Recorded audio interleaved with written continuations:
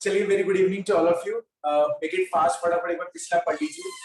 Last time हम determinants की properties देख रहे थे, जिसके अंदर हमने बहुत सारी प्रॉपर्टीज देख ली थी, जिसमें हमने ब्रेक प्रॉपर्टी देख लिया था, ठीक है, ट्रांसपोज प्रॉपर्टी देख लिया था, पावर प्रॉपर्टी देख लिया था। ये कुछ प्रॉपर्टीज हमने इसमें कंप्लीट कर ली थी। आई थिंक हमने 11 प्रॉपर्टी कंप्लीट कर ली थी। लास्ट हमारी ट्रांसफॉर्मेशन, जिसमें हमने 2 ट्रांसफॉर्मेशन पढ़ ली थी। दैट विल बी, हमने एडिशन देख लिया था और हमने इंटरचेंज देख लिया था कि अगर हम एडिशन या सब्ट्रैक्शन करते हैं तो there is no change in the determinant, कोई चेंज नहीं आता है। अगर हम क्या करते हैं, इंटरचेंज करते हैं, तो नेगेटिव आ जाता है। आज हम मल्टीप्लिकेशन डिवीजन के लिए सीखते हैं। थर्ड पॉइंट लिखिए मेरे साथ साथ।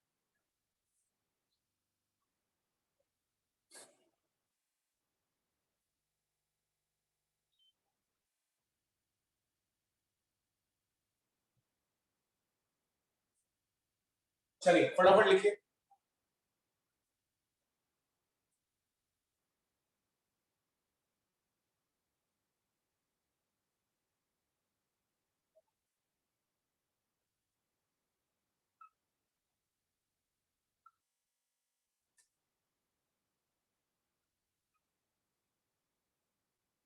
That is called multiplication and division property. Pen down कर दो, पहले इधर देख लीजिए आप सभी सब। अगर हम मल्टीप्लिकेशन डिवीजन प्रॉपर्टी कभी भी लगाते हैं तो हमारा डिटर्मिनेंट, जैसे हमने देखा था एडिशन के अंदर, अगर मैं लैम्डा आगे रख दूं मल्टीप्लिकेशन में तो लैम्डा टाइम्स हो जाता है। तो इधर देखिए, इफ वी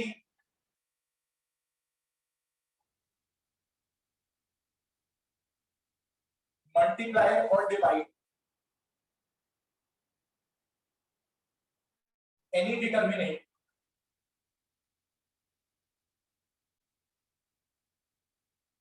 ठीक है, एनी डिटर्मिनेंट, और उसके ब्रैकेट में मैं एक छोटी सी बात लिख रहा हूं आपके लिए।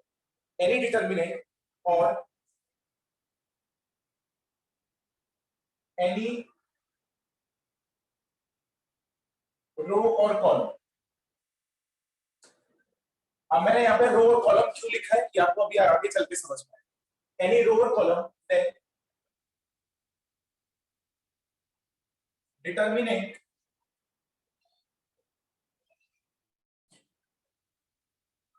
चेंजेस ठीक है। अच्छा जी, अब वो कितना चेंज होगा, जितना हम मल्टीप्लाई या डिवाइड करेंगे किसी भी डिटर्मिनेंट को, उतना चेंज होगा। प्लीज लिखना। मतलब एग्जांपल देके बता रहा हूं मैं आपको।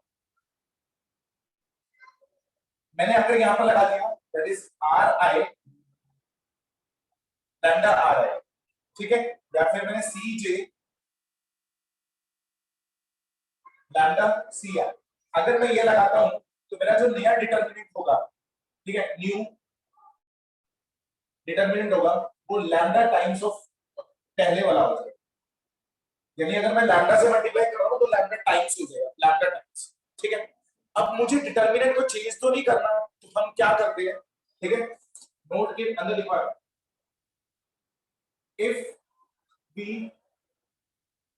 doesn't change any determinant, अगर हमें डिटर्मिनेंट को चेंज नहीं करना तो हम क्या करते हैं। अगर मैंने यहां पर ये लगा दिया,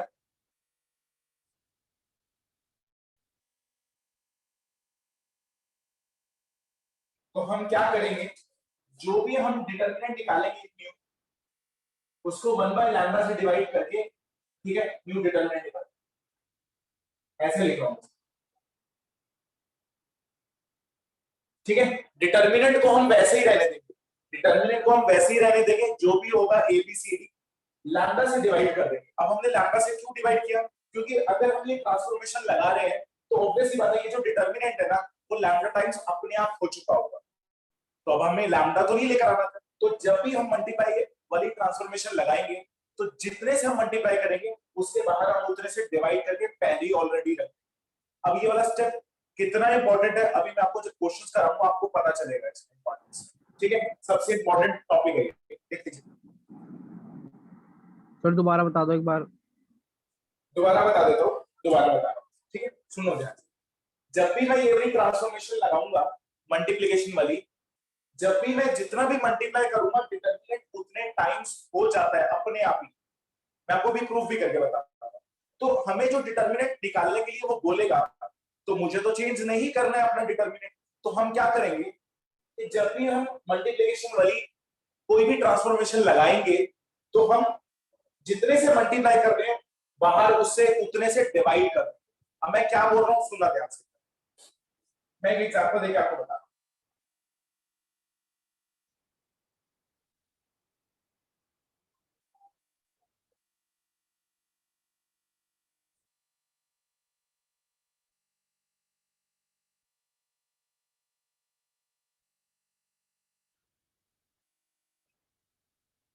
चलिए मुझे ये दो ट्रांसफॉर्मेशन लगानी है, लेट सपोज, ठीक है।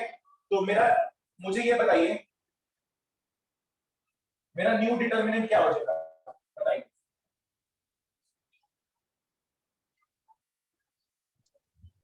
बोलिए न्यू डिटर्मिनेंट क्या बनेगा कि AB अगर मैं यहाँ पर R1 को A से मल्टीप्लाई कर रहा हूँ तो मेरे पास ये रो 1 है, तो यहाँ पर आ जाएगा देखो A और यहाँ आ जाएगा 2A, नीचे आ जाएगा दैट विल बी 3B और यहाँ आ जाएगा 4B, ये आ जाएगा।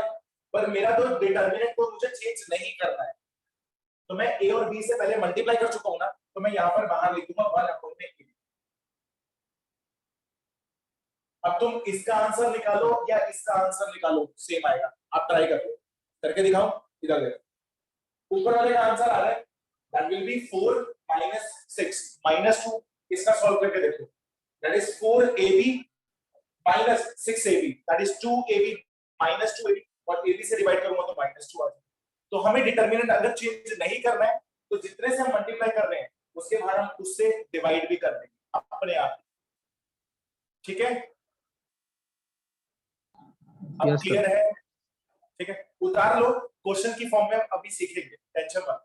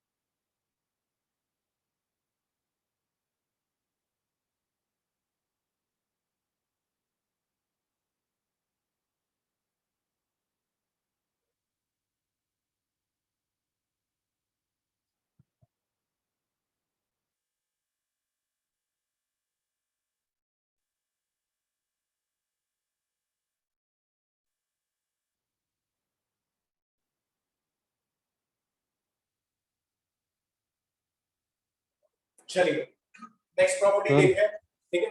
रब कर रहा हूं ऊपर सर से, बोलो नोट बेटा। में जो आपने लिखा वो लैम्डा स्क्वायर नहीं आना चाहिए, 1/λ²। नोट। अरे इनमें से कोई एक लगाएंगे ना बेटा, एक लगाएंगे, R1 या C1, एक लगाएंगे ना तभी लैम्डा लिखना, ओके सर। ठीक है Shubham. Okay sir.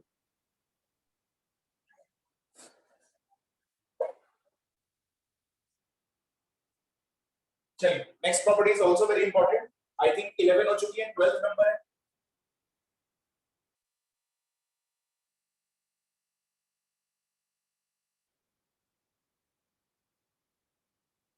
Next property का नाम है मल्टीप्लाई एंड कॉमन।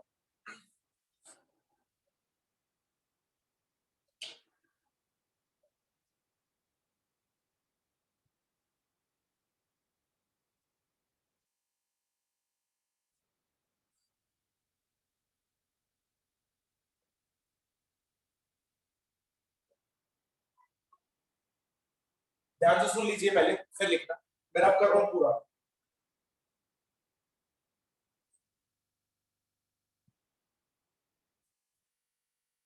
इस प्रॉपर्टी में क्या होता है, मैं आपको एक एग्जांपल देकर समझाता हूं। अगर मेरे पास यहाँ पर हो 1 2 3 4, तुम्हें ये क्या कैसा दिखाई दे रहा है, तुम्हें तो ये मैट्रिक्स दिखाई दे रहा है। अगर मेरे को यहाँ पर 3a निकालना है तो तुम क्या करोगे, पूरे मैट्रिक्स को 3 से मल्टीप्लाई कर दो, दैट विल बी 3 6 9 12। परफेक्ट, कोई प्रॉब्लम नहीं। अगर मुझे a दे रखा हो, दिस इज 1 2 3 4, मुझे ये दे रखा हो, ठीक है। तो अगर मुझे 3a निकालना है, 3a, ठीक है, 3a, ये मेरे पास डिटर्मिनेंट गिवन दिया हुआ है, तो मैं क्या करूंगा, जब भी मुझे ऐसा दे रखा होगा तो मैं पूरे डिटर्मिनेंट को मल्टीप्लाई नहीं कर सकता, मैं क्या करूंगा, किसी एक रो या फिर एक कॉलम को मल्टीप्लाई कर सकता हूं। देखो कैसे, मैं अगर मैं इसको मल्टीप्लाई करूं तो ये हो जाएगा 3 6 3 4, ठीक है। बचा क्या था सर, आपने रो को किया है, सेकंड रो को भी कर सकते थे, हाँ कर सकते थे। क्या कॉलम को मल्टीप्लाई कर सकते थे, कर सकते थे, पर करना किसी एक को। जैसे इसमें सारे के सारे मल्टीप्लाई होते हैं, डिटर्मिनेंट में सिर्फ कोई एक रो या फिर एक ही कॉलम मल्टीप्लाई, ठीक है। अच्छा जी, फिर इसका मतलब कॉमन कॉमन भी किसी एक रो या एक कॉलम से ही आएगा। तो ध्यान से देखिए, अगर मैं इसमें कॉमन निकालता हूं तो पूरा कॉमन आता है, सब में से कॉमन होना चाहिए तभी वो बाहर आएगा। डिटर्मिनेंट में कोई एक रो या एक कॉलम में पूरा सेम है ना, तो हम कॉमन निकाल सकते हैं। जैसे मैं कॉमन यहां से भी निकाल सकता हूं, मैं कॉमन यहां से भी निकाल सकता हूं 3 को। बचा कहता सर 3 नहीं, 2 कॉमन निकालो, 2, तो मैं यहां से 2 कॉमन ले सकता हूं। बात समझ में आ रही है, मैं कहीं से भी ले सकता हूं कॉमन। देखो कैसे, अगर मेरे पास इसको मैं बी मान लेता हूं, तो अगर मैं 3 कॉमन लिया, क्या ऐसे लिख सकते हैं, तुम कहोगे सर लिख सकते हो, बिल्कुल लिख सकते हो। ये 3 आपने इसमें से कॉमन निकाल लिया, क्या मैं इसमें से 2 कॉमन निकाल सकता हूं, निकाल लो।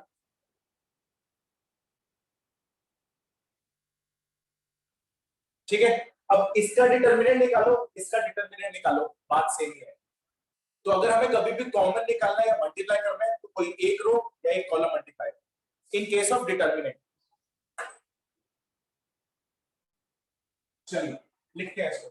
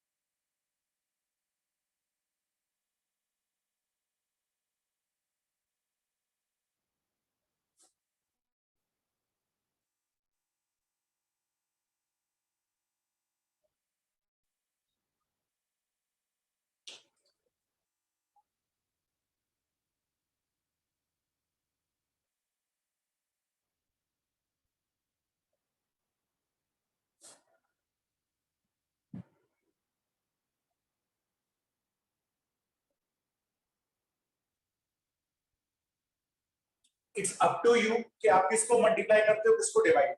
यानी अगर आपको रो 1 को मल्टीप्लाई करना है, आप रो 1 को कर सकते हो, रो 2 को करना है, रो 2 को, जिसको मर्जी आप मल्टीप्लाई करके दिखा सकते हो, इसमें स्पेसिफाई करने की कोई जरूरत नहीं। ठीक है, चलो कॉमन का भी एक एग्जांपल दे देता हूं।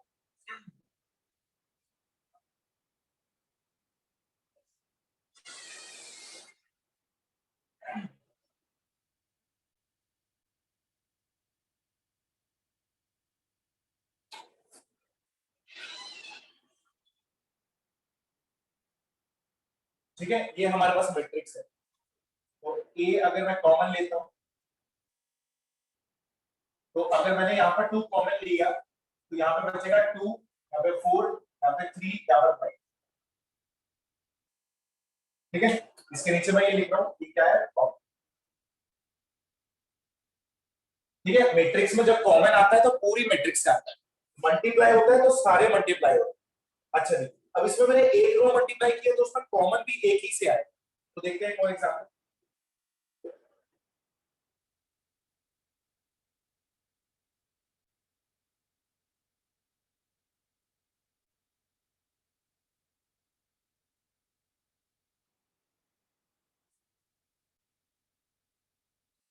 लेट सपोज मैंने रो 1 से ही कॉमन निकाल दिया, रो 1 से, तो यहाँ पर देखो क्या बचेगा, यहाँ पर बचेगा 2, यहाँ पे बचेगा 4, ये बचेगा 6, 6।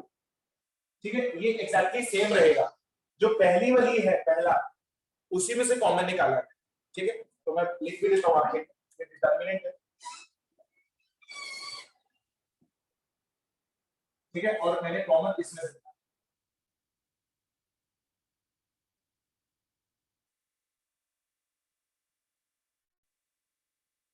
ठीक है, कॉमन फ्रॉम R1। ठीक है, चलो आपको कॉमन निकालना भी आ गया, मल्टीप्लाई करना भी आ गया। चलो अब हम क्वेश्चंस करते हैं, that is so easy questions, अगर आपको सारी प्रॉपर्टीज समझ में आ गई है और यूज करनी आ जाएंगे। ठीक है, चलो एक प्रॉपर्टी और है, वो भी लिख लेते हैं।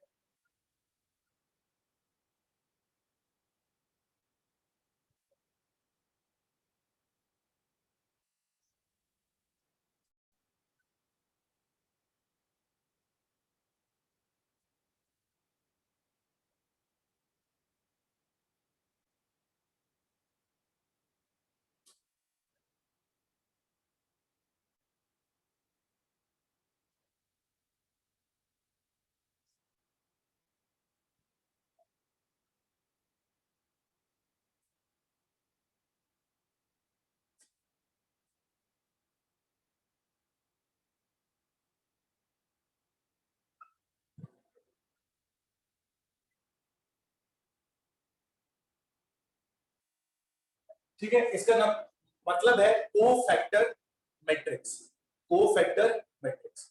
ये एक्चुअल में जो प्रॉपर्टी है ये सिर्फ कंपटीशन में यूज होती है, for the only for the completion. इस टॉपिक की सारी प्रॉपर्टीज मैं आपको लिखवा दूं तो वो मैं लिखवा दूं। ठीक है, क्लास प्रॉपर्टी, इसको बोलते हैं को फैक्टर। ये आगे चल के एक टॉपिक आएगा को फैक्टर।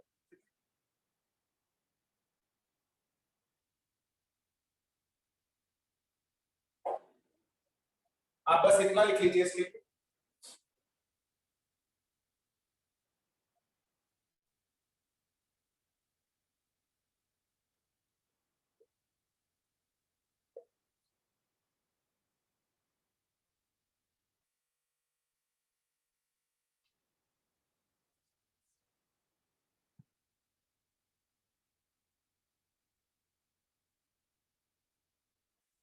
ठीक है, where n is equal to order of matrix. ये क्या प्रॉपर्टी है, कैसे है, ये आपके सिलेबस में नहीं है, बट फिर भी मैंने आपको लिखवाई है, आप बस लिख लीजिए। इसके ऊपर एक क्वेश्चन है हमारा, that will be NCERT exemplar. तो जब मैं करवाऊंगा तब मैं आपको ये पूरी प्रॉपर्टी समझाऊंगा, जब तक आपको कोफैक्टर नहीं आता तब तक ये प्रॉपर्टी आप समझ नहीं सकते। ठीक है, पर करवाऊंगा जरूर। ठीक,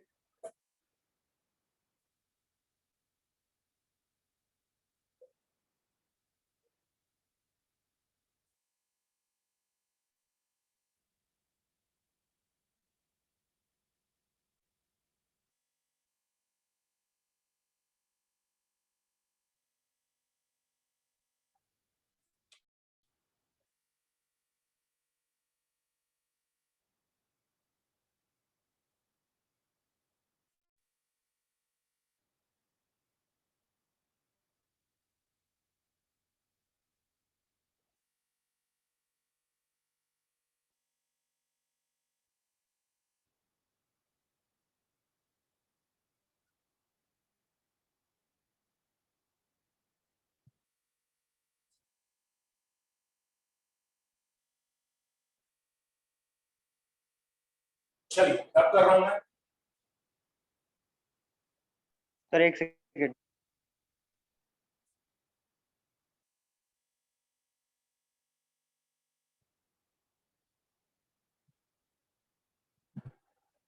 सर कर दो।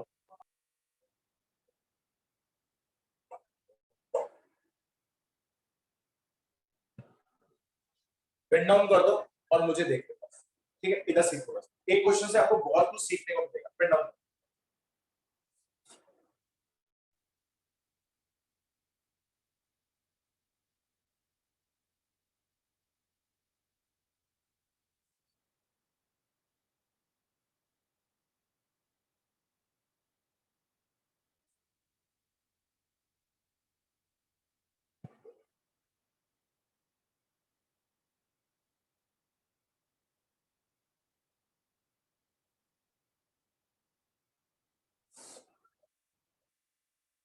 मुझे ये इक्वल टू 0 दिखाना है, ठीक है? इसका डिटरमिनेंट 0 दिखाना है, ठीक है?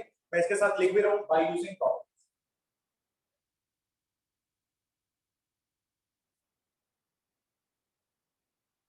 यानी आपको प्रॉपर्टीज लगा के करना। नहीं तो बहुत सारे बच्चे कहते हैं सर डायरेक्ट खोल दो ना, इसको खोल दो अपने आप 0 आ जाएगा, ठीक है? हमें प्रॉपर्टीज यूज करनी है, एक ही लाइन में आ जाएगा। ध्यान से देखो, मुझे यहाँ पर दिखाई दे रहा है एक्स वाई जेड, ठीक है? यहाँ पर ए बी सी और लास्ट में X plus A Y plus B Z plus सी।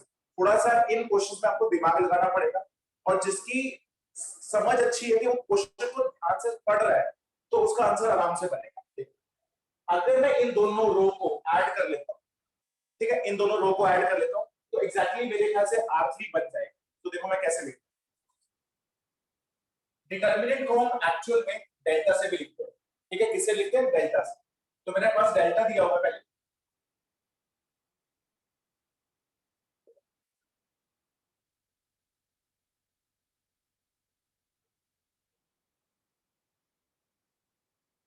मैंने इसमें ऑपरेशन लगाया, देखो ध्यान से।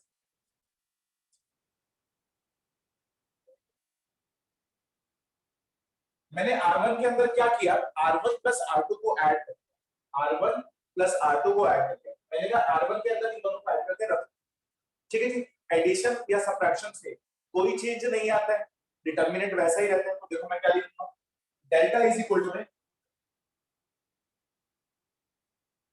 ठीक है? डेल्टा डेल्टा के इक्वल ही रहेगा। अच्छा जी, एलिमेंट क्या हो जाएंगे?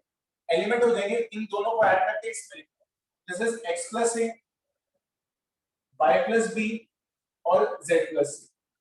This is a b c, this is x plus A y plus B और z प्लस सी। अगर मैं ध्यान से देखूं तो ये दोनों रोज ये बिल्कुल एक जैसी है, आइडेंटिकल है, आइडेंटिकल। और अगर मुझे आइडेंटिकल मिल गया तो डेल्टा कितना हो जाएगा? आप डायरेक्ट लिख सकते हैं डायरेक्ट कि यहाँ पर जो मेरे पास R1 है और जो R2 है वो बिल्कुल एग्जैक्टली सेम है, और अगर एग्जैक्टली सेम आ जाएगा तो डिटरमिनेंट क्या होगा? 0। ये हम प्रॉपर्टी में देख चुके हैं, ठीक है? तो सीधा आंसर आप लिख सकते हैं, एक लाइन का क्वेश्चन। अगर आप इसको बिना प्रॉपर्टी के खोलने बैठोगे तो कम से कम 7-8 लाइनें तो भरी दो। तो कुछ क्वेश्चंस ऐसे होते हैं अगर हम प्रॉपर्टी लगाएंगे तो हमें थोड़ा सा इजी होगा, ठीक है? चलो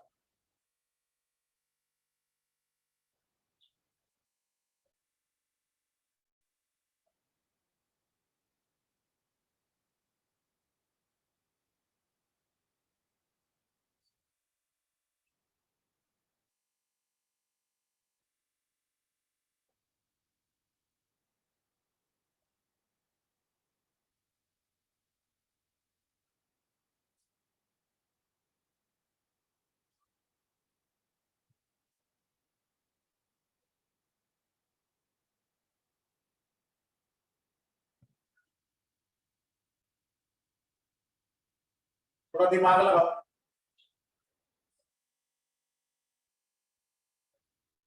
कुछ क्वेश्चंस मैं ही करवा रहा हूँ, आप पहले उतार लीजिए, मैं करवाता हूँ एक ही क्वेश्चन।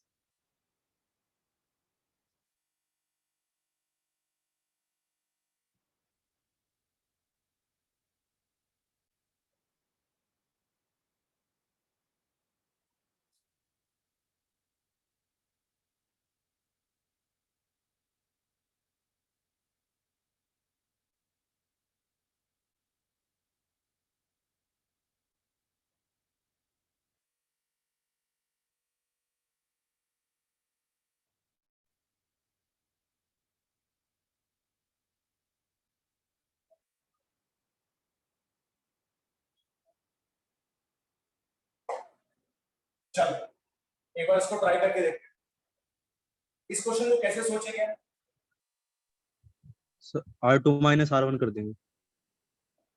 हाँ, माइनस भी कर सकते हैं। इधर देखो, पहले इधर देखो, मेरे पास दिया हुआ है this is x y z, y plus z, x plus z और x plus y। This is 1 1 1। ठीक है, अब ध्यान से देखना,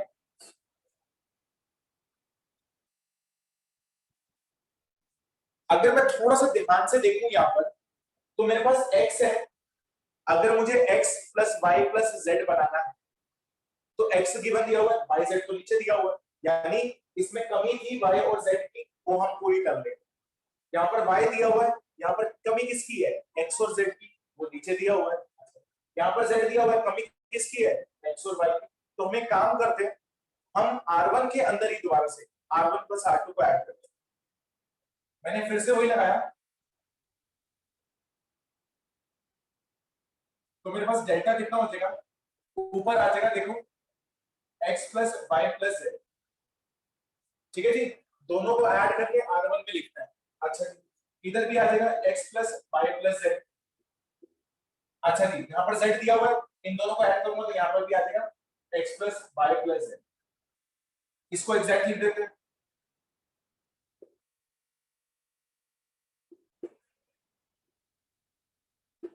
नीचे 1 1 1। अभी तो कुछ नहीं बन रहा, अभी तो कुछ नहीं बन रहा। अच्छा जी, कोई बच्चा बोलता है कि सर देखो आपको ये और ये तो एग्जैक्टली सेम है, यानी एक रो बिल्कुल सिमिलर दिखाई दे रही है, कॉमन निकाल लो। तो कॉमन निकाल लो, x y प्लस z को मैंने कॉमन निकाल लिया। अगर कॉमन निकालूंगा तो यहाँ पे बचेगा 1, यहाँ पर भी बचेगा 1, यहाँ पर भी बचेगा 1। ओके, यहाँ पे बचेगा y plus z, x plus z और x प्लस y।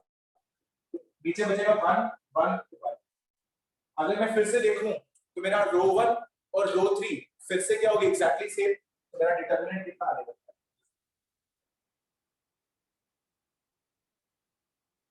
बहुत अच्छी प्रॉपर्टी है। अब आपको कॉमन निकालना भी आ गया, किसी एक, बोलो बेटा। सर इसमें हम रो 1 प्लस रो 3 भी कर सकते हैं। रो 1 और रो 3 नहीं सर, ऐड करने से नहीं सर, इस वाले में जो आपने सेकंड स्टेप किया है, रो 1 प्लस रो 2 में। इसमें क्या करूं? सर इसमें जो इसका आंसर आया है उसमें हम बाद में नीचे इस 1 में से इसको भी तो प्लस करके सेम कर सकते हैं। सेम कैसे कर सकते हो बेटा? अगर मैं y प्लस z में 1 ऐड करूंगा तो उससे क्या फर्क होगा? नहीं क्या सर, मिल जाएगा? 1 और 3 को 1 और 3। अब 1 ऐड करके क्या कर लूंगा उसमें, बताओ तो। ऐड 1 करके क्या होगा वो मुझे बताओ, कि सिर्फ 1 ऐड करके ये हो जाएगा। हमें कॉमन निकाल लिया, जब मैंने इसको कॉमन निकाल लिया तो ये बच गया 1 1 1। अब ये और ये बिल्कुल एग्जैक्टली सेम हो गए, एग्जैक्टली सेम हो गए, तो फिर अगेन डिटरमिनेंट 0 आ जाएगा। ठीक है, इसको मैं ऐसे लिख सकता हूं।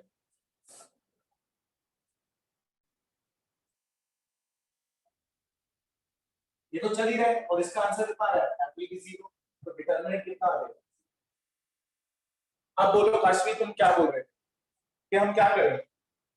फर्स्ट और थर्ड को अगर मैं ऐड कर लेता हूं तो उससे क्या बेनिफिट होगा?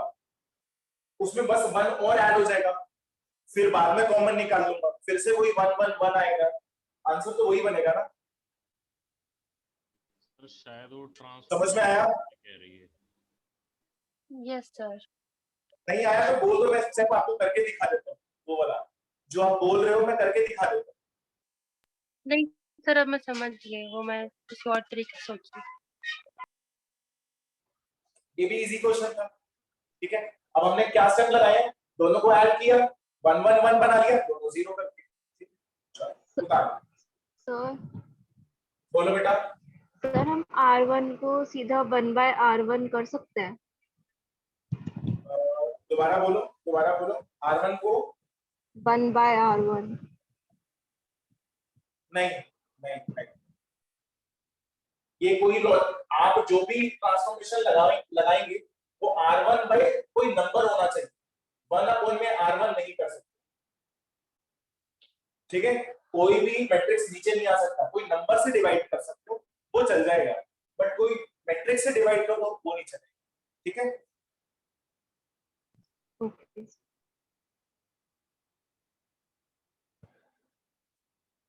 चलो फटाफट लिखो।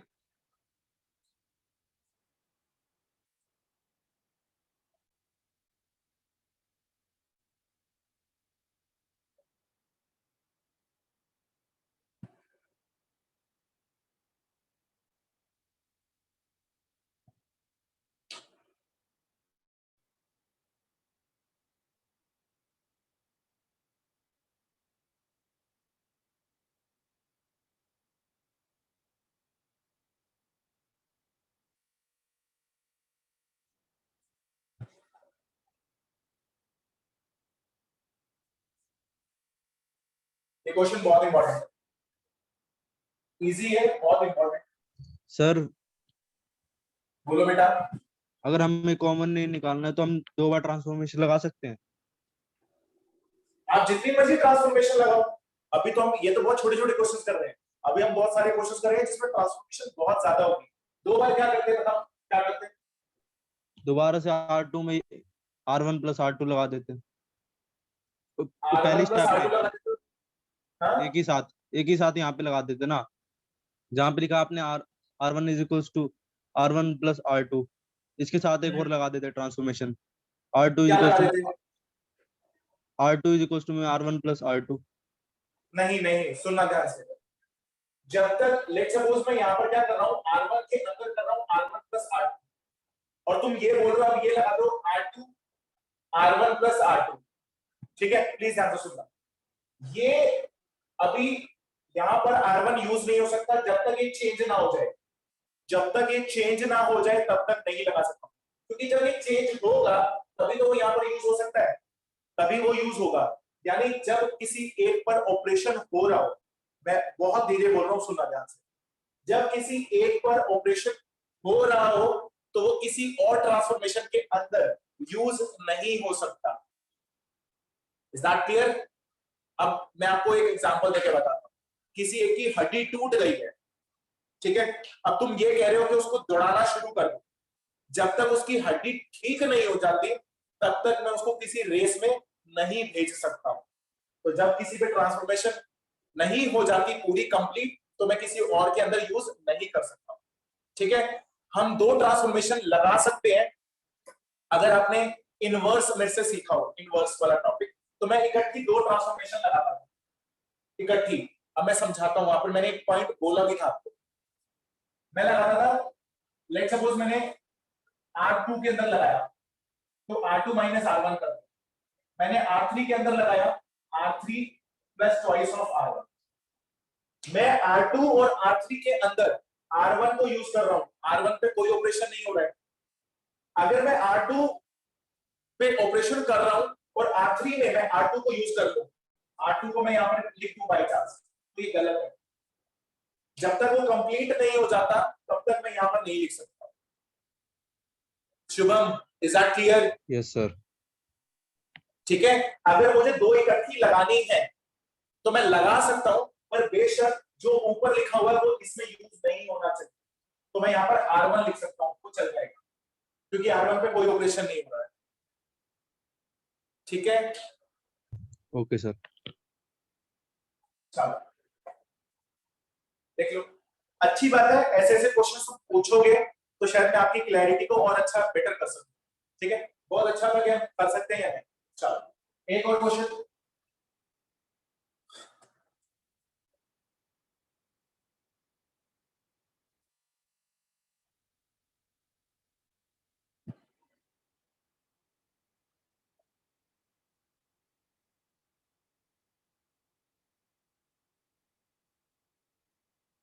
चलो करके देखो एक बार।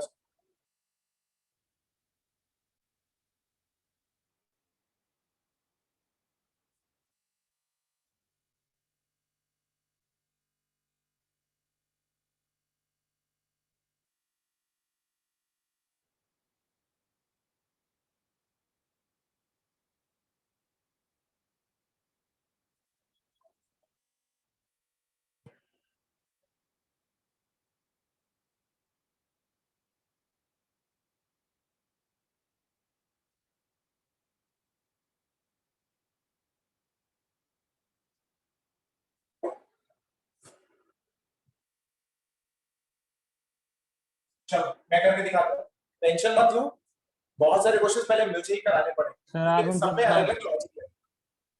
चलो R1 बोलो प्लस क्या कह R2 रहे हो सिद्धार्थ, क्या लॉजिक है? मैंने इसमें R1 प्लस R2 कर दो, फिर उसका मतलब नेगेटिव में कॉमन लेना पड़ेगा आपको, अगर उसको ओके, R1 और ये भी R3 कर को सकते सेम हैं। करना है तो।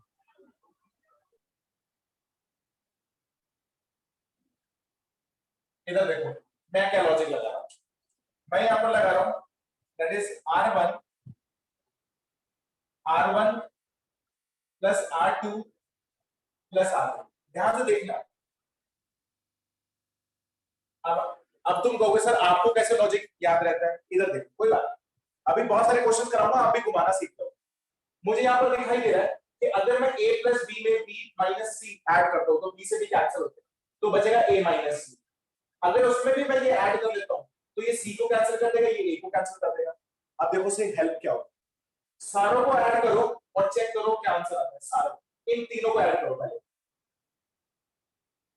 सर फिर तो एक ही लाइन में हो तीनों जाएगा, का तो ये क्रॉस जीरो आ जाएगी और डिटरमिनेंट जीरो बन जाएगा। यस बहुत बढ़िया। तो ये ऊपर आ जाएगा दैट विल बी 0, इन सबको ऐड करूंगा तो अगेन 0, इन सबको ऐड करूंगा तो अगेन 0। ठीक है, बाकी जो रो 2 है रो 3 वो तो सेम रहेगी, तो that is b minus C, c minus a minus b, c minus a minus b, b minus a। और अगर एक रो भी 0 हो जाए तो डिटरमिनेंट भी सिंपल। ठीक है, तो अभी हमने जो 3 क्वेश्चन किए हैं वो बिल्कुल सेम लॉजिक पर है कि ऐड कर लो, सबट्रैक्ट कर लो, ठीक है, कॉमन निकाल लो। अब देखते हैं थोड़े से एडवांस में, ठीक है, उतार लो पहले आप आराम से, मेरे को कराने दो 5-6, फिर आप अपने आप करना, ठीक है।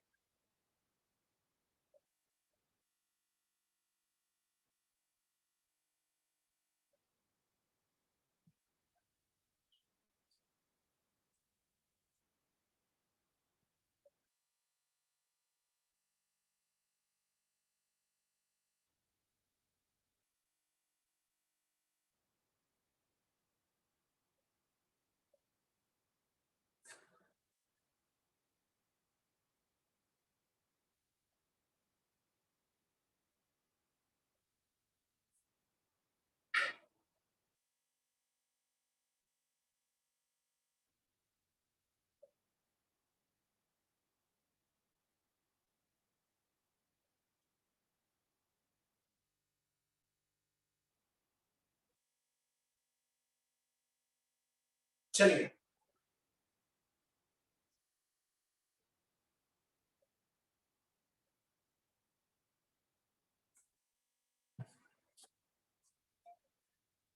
अब बहुत इंपॉर्टेंट क्वेश्चन करा रहा हूं,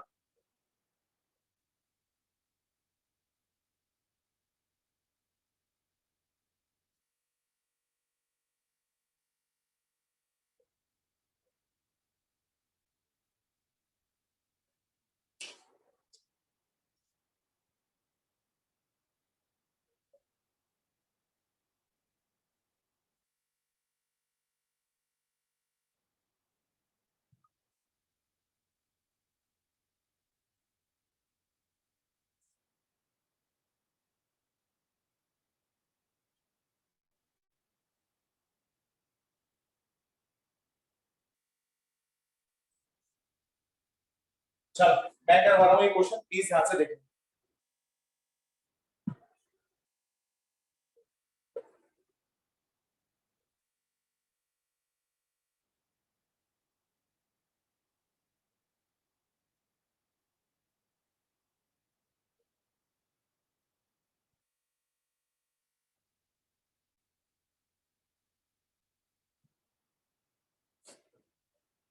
ठीक है, मुझे ये प्रूव करना है, अब इक्वल टू 0 तो दिखाना नहीं है। अच्छा, कईयों के दिमाग में ये भी बात आती है कि सर अगर ऐड कर ले तो ये नहीं बन सकता, चाहे मैं किसी को भी ऐड कर लूं कुछ नहीं बनेगा, तो यानी इक्वल टू 0 तभी दिखा जब 0 होता है इक्वल टू में, तो तुम्हारे दिमाग में ये बात बन जाती है कि कोई दो रो इक्वल आ जाए या एक बिल्कुल 0 आ जाए या प्रोपोर्शनल आ जाए तो हम 0 कर सकते हैं, पर इसमें तो 0 दिखाना नहीं है, तो ऐसा कुछ केस बनेगा। अब हम क्या करें, जब भी मुझे एक रो 1 दे रखी हो या फिर मैं अपने केस के अंदर एक रो 1 बना लूं, आई रिपीट, या मुझे क्वेश्चन में 1 दे रखा हो या मैं जब सॉल्व कर रहा हूं मेरी एक रो या एक कॉलम बिल्कुल 1 हो जाए और उसके बाद मैं कुछ यूज नहीं कर सकता, मुझे लग रहा है कि मैं कुछ और यूज नहीं कर सकता, तो क्या करो, एक की हेल्प से 2 को 0 बना।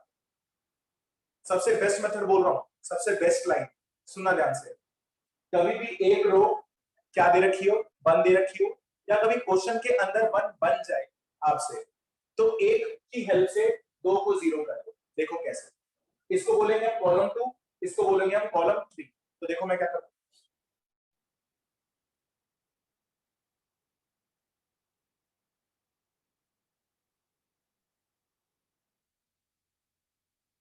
मैंने यहाँ पे एक छोटी सी मिस्टेक कर दी आई थी, आप मुझे बता सकते हैं। C2 यूज कर दिया। C2 पे वर्क तो नहीं कर सकते ना। यहाँ पर मैं C2 यूज नहीं कर सकता क्योंकि C2 पे सर ऑपरेशन चल रहा है पहले से। अगर ऑपरेशन चल रहा है तो हम नहीं कर सकते। तो मैंने एक बात बोली है, किसी एक ही हेल्प से 2 को 0 करो। तो क्या यहाँ पर मैं 1 लिख सकता हूँ? Shubham, yes sir. ठीक है। अब मैं C1 की हेल्प से इन दोनों को 0 कर, ध्यान से देखना स्टेप, लिखना पता। तो यहाँ आ जाएगा 1, इसकी हेल्प से ये 0, ये माइनस होगा तो ये 0, C1 सेम रहेगा।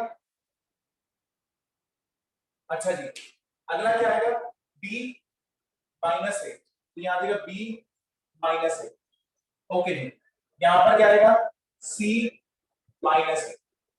ओके जी, अब यहाँ पर आएगा बी स्क्वायर माइनस ए स्क्वायर। ओके, यहाँ पर आ जाएगा सी स्क्वायर माइनस ए स्क्वायर। क्या मैं इसके फैक्टर बना सकता हूँ? सर बिल्कुल बना सकते हैं, इसके भी बना सकते हैं। इधर देखो,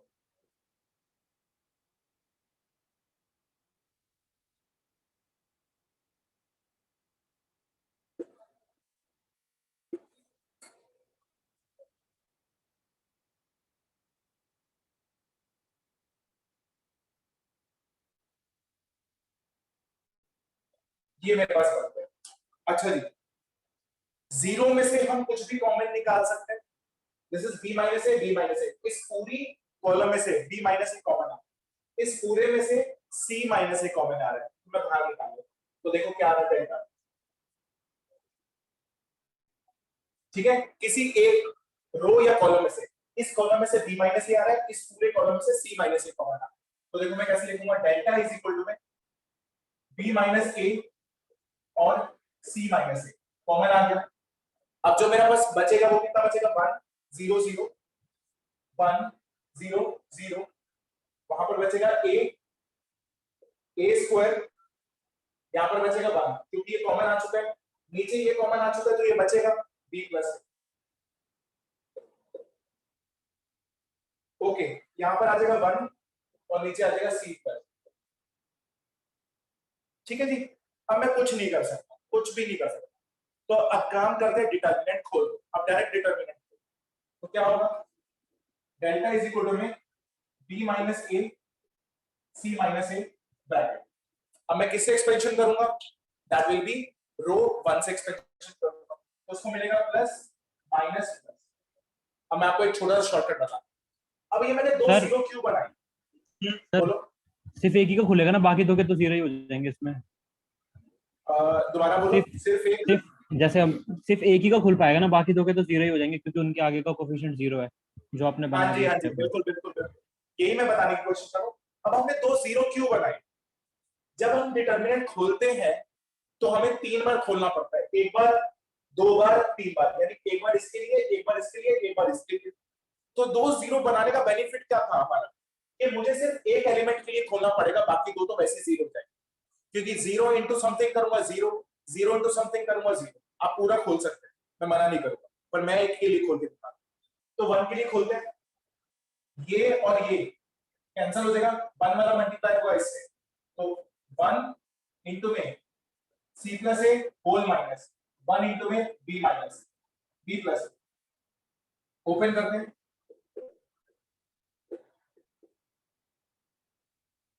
c प्लस ए माइनस b माइनस।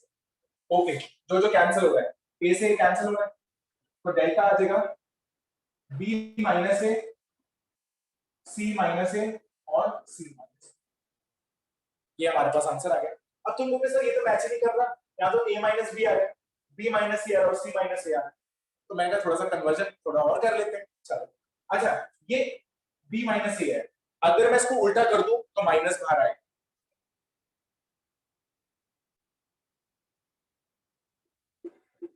ठीक है जी। C माइनस A को तो मेरे को वैसे ही है, पर मुझे यहाँ से B माइनस C चाहिए, इसको रिवर्स करूंगा तो एक और माइनस बाहर आएगा, माइनस माइनस क्या हो जाएंगे प्लस, तो यहाँ पर आ जाएगा B माइनस C और C। ठीक है, दो नेगेटिव मैं आपको लगा के दिखा रहा हूं कि आप भूले नहीं।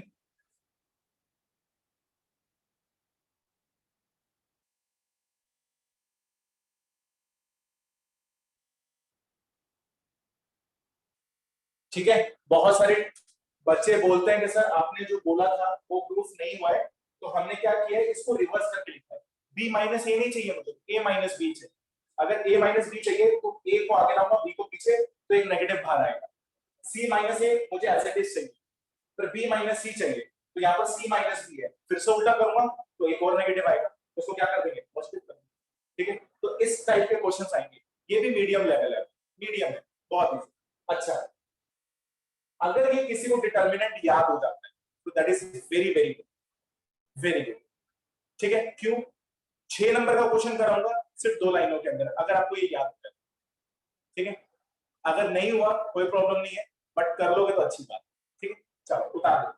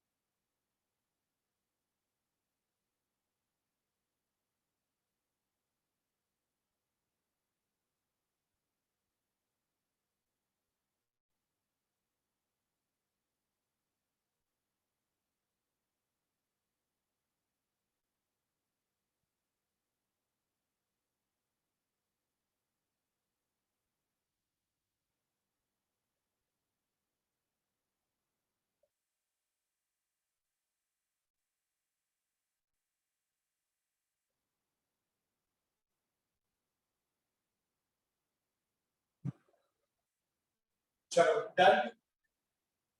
ऐसे कुछ क्वेश्चंस अभी हम और भी करेंगे। ठीक है, आप 4.2 4.1 एंड 2 अगर ट्राई करना चाहते हैं तो आप पूरी कंप्लीट कर सकते हैं, आपसे सारे हो जाएंगे। एक या आध क्वेश्चन आपसे नहीं होगा क्योंकि अभी हमें सारी प्रॉपर्टी सीखनी है कि करके, तो अगर आपसे जो क्वेश्चन ना हो वो आप हमसे पूछ सकते हैं, बट 4.1 और 4.2 अपनी कॉपीज में पर यानी रफ कॉपी में ट्राई करने की कोशिश करना। फिर जो आपसे क्वेश्चन नहीं होगा वो मैं आपको समझा 4.1 एंड 2 नेक्स्ट क्लास तक आप 4.1 एंड 2 कंप्लीट करके ठीक है। चल बाकी मिलते हैं नेक्स्ट क्लास। Good bye.